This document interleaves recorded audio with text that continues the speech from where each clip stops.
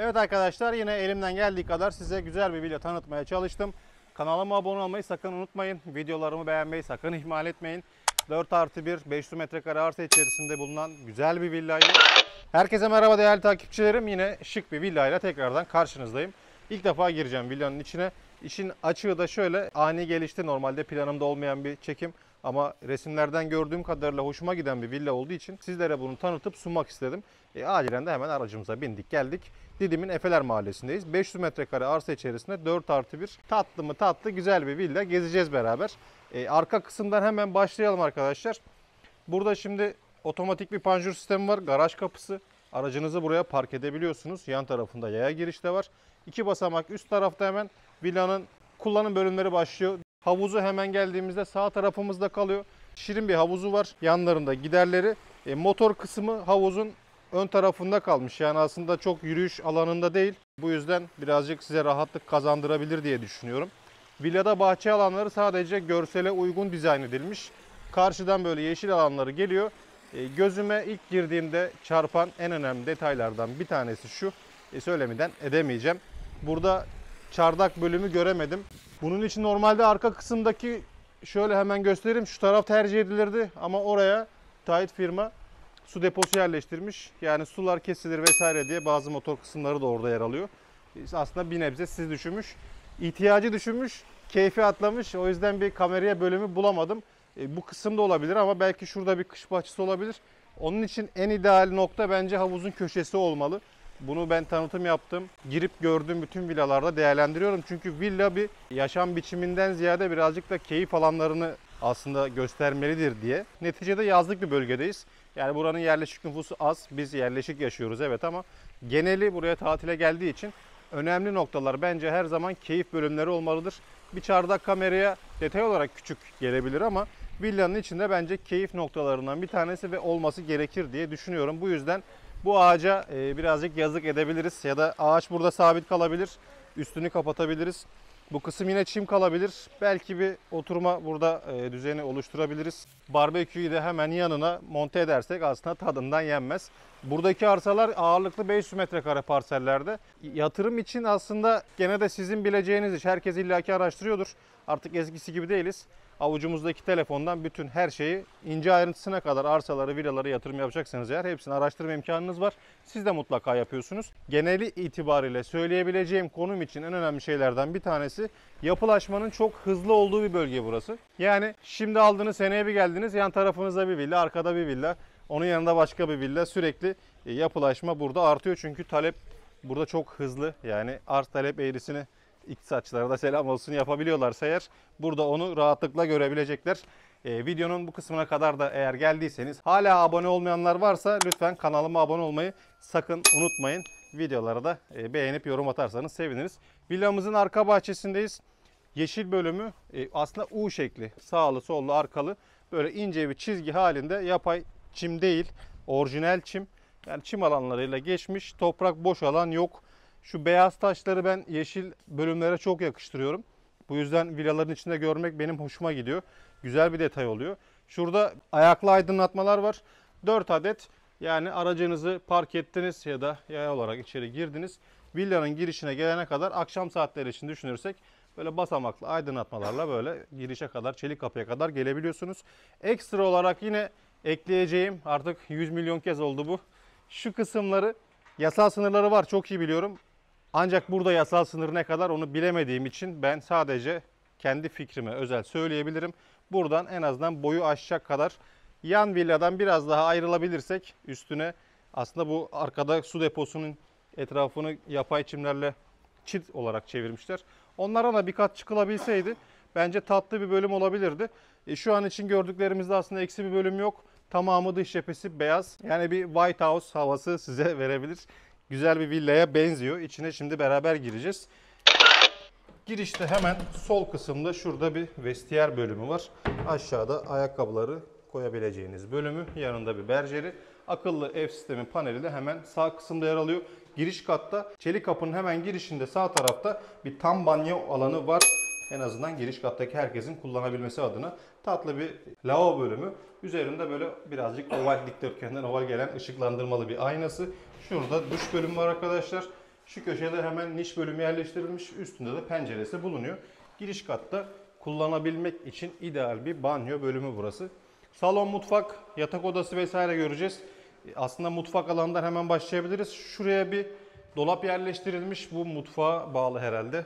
Rafları birazcık ince gelebilir. Yani şöyle gösterebilirim size. Bir karış kadar, bir karıştan biraz daha aşağıda bir burada raf bölümü var. Boş kalmasın. Belki görsel olarak kullanabilirsiniz diye bunu burada değerlendirmişler.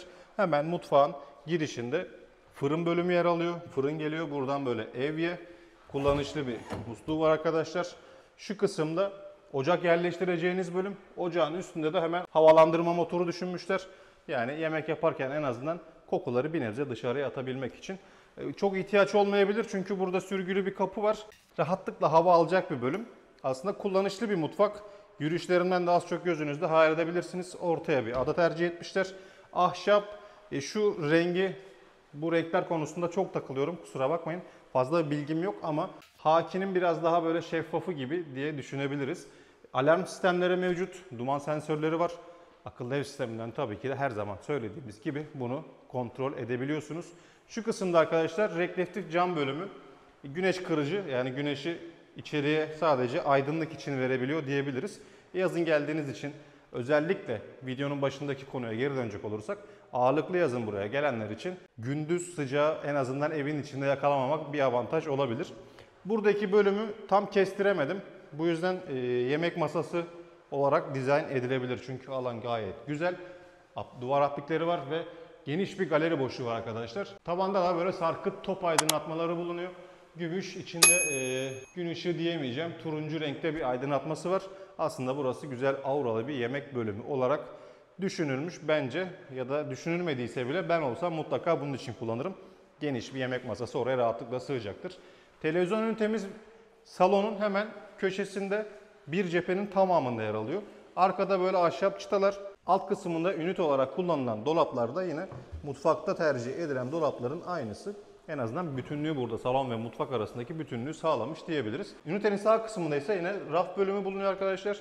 3, 6, 10 tane basamaklı raf burada. Sizin en azından salon amacıyla kullanacağınız süs eşyaları veya ihtiyaç malzemeleri varsa hepsini değerlendirebilirsiniz. Şarj aleti, telefon, internet, modem vesaire hepsini orada değerlendirme imkanınız var.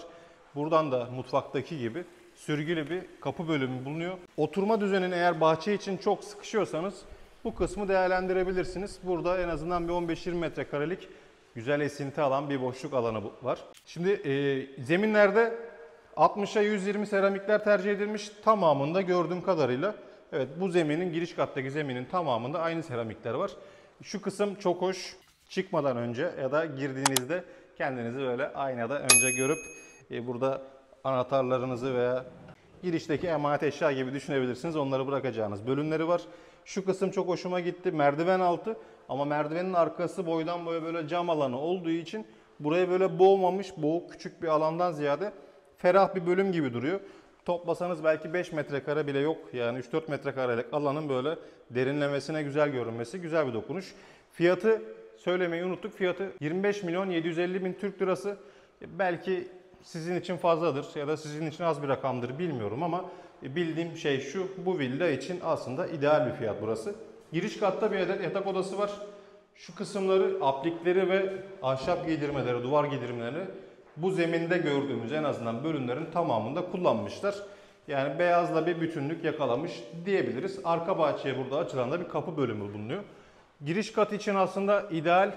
Yani en çok sevdiğim şeyler tabii galeri boşluğu. Burada merdivenin alanı çok şık duruyor, ferahlatıcı. O zaman hiç vakit kaybetmiyoruz. Üst kattan devam edelim. Merdiven basamakları altlarında beyaz gün ışığı aydınlatmaları ve basamaklar da siyah. Şu korkulukları bir kez daha hatırlatmak istiyorum. Çünkü iki önceki videoda bir yorumlarda görmüştüm. Yorum olarak yazan bir izleyicim için. Onun nezdinde aslında hepinize bilgilendirme olsun. Bu temperli cam, yani bunu güvenlikli bulmayanlar olabilir. Belki maddesini bilmiyorlardır. Ya da görüntüsü onlara bir camın güvenli olmadığını verebiliyor olabilir ama burası arkadaşlar esneklik payı birazcık olabilir ama asla kırılacağını zannetmiyorum. Yani balyoz ya da çekiçle vurmadığınız takdirde kolay kolay kırılabilecek bir cam değil burası. Duvar aplikleri aşağıda söylediğim burada da merdiven boşluğunda yerini almış. Galeri boşluğunda bulunan aydınlatmalar yine aynı burada bu şekilde bulunmuş. Karşı zemindeki seramikler birazcık farklı ama beyaz ve siyahla aradaki tonu yakalamak için güzel bir seçim olmuş olabilir diye düşünüyorum. En azından benim gözüme güzel geldi. Bu katta bir adet ortak banyo bölümü var. Aslında şuradan kestiğinizde birebir aşağıdaki banyo alanına metrekare olarak tam oturmuş oluyor. Yine burada bir niş bölümü var. Yalnız cam alanı burada boydan boya ve geniş tercih edilmiş. Şu kısım çamaşır ve kurutma bölümü olabilir. Ya da çamaşır makinesini burada kullanıp termos alanı yoksa burada değerlendirebilirsiniz. Dolap bölümleri yine oldukça geniş. Termos için burası tercih edilebilir arkadaşlar. Buradaki bölümde raflar, havlular vesaire kullanabiliyorsunuz. Yerden ısıtmalı bir villa. En azından son zamanlarda bu bölgede ısınma sorununu çözmüş olabiliyor. Klimaları merkezi. Bu katta ilk yatak odamızın içerisindeyiz. Geniş bir yatak odası. Kendine özgü şirin bir balkon diyebiliriz aslında. Hani Fransız balkon değil de büyük de bir balkon değil ama ikisinin ortasında şirin bir balkon bölümü. Otoparkı görebiliyorsunuz buradan. Birazcık da böyle köşeye geçip havuzu görebiliyorsunuz. Yani deniz manzarası gibi değil, işte basamağa çık da küçücük bir denizi gör. Havuzu böyle eğilip görebiliyorsunuz. Burası misafir odası olarak tercih edilebilir. Ebeveyn odasını arıyoruz bulamıyoruz. Belki burasıdır. Evet, ebeveyn odası olarak burası tercih edilebilir. Şimdi ağırlıklı eşyalı villalar çektiğim için burada eşyasız, eşyaları da her zaman hayal gücüne bırakırım ama bazen de bunu bırakmıyorlar, bize bırakmıyorlar. Yerlerini sabit ayarlıyorlar, mesela burası gibi. Yatak başlığı için bu cepheyi düşünmüşler.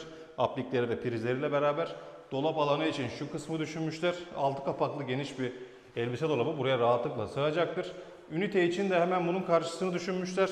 Tesisatını buraya ayarlamışlar. Yatağın hemen karşı kısmında yattığınız yerden televizyon izleyebilin diye. Balkon da burada, aydınlatması da bu şekilde giriyor. Ebeveyn banyosu da kendine özel banyo alanında arka kısımda yer alıyor hemen. İdeal bir banyo, yani iki kişinin kullanacağını varsayarsak kullanışlı bir banyo alanı da burada diyebiliriz. 2 adet de penceresi bulunuyor arkadaşlar. 2 yatak odası, 3 yatak odası gördük. Son yatak odamızın içerisine gireceğiz arkadaşlar. Kullanışlı 500 metrekare arsa içerisinde yaşanılabilir, tatil yapılabilir bir villa gördüğümüz kadarıyla.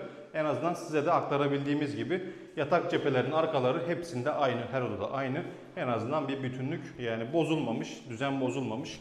Her yerde aynı tercih, görseller kullanılmış, malzemeler kullanılmış. Elimizden geldiğince size tanıtmaya çalıştık. Kapanışı aslında aşağıda yapabiliriz. Havuz başında görüşürüz. Evet arkadaşlar, yine elimden geldiği kadar size güzel bir villa tanıtmaya çalıştım. Kanalıma abone olmayı sakın unutmayın. Videolarımı beğenmeyi sakın ihmal etmeyin. 4+1 500 metrekare arsa içerisinde bulunan güzel bir villaydı. Bu villayla ilgili detayları açıklama kısmında bulabilirsiniz. Bir sonraki videoda, bir sonraki villada, bir sonraki farklı tasarımda görüşmek üzere. Şimdilik sağlıcakla kalın. Kendinize iyi bakın. Hoşça kalın.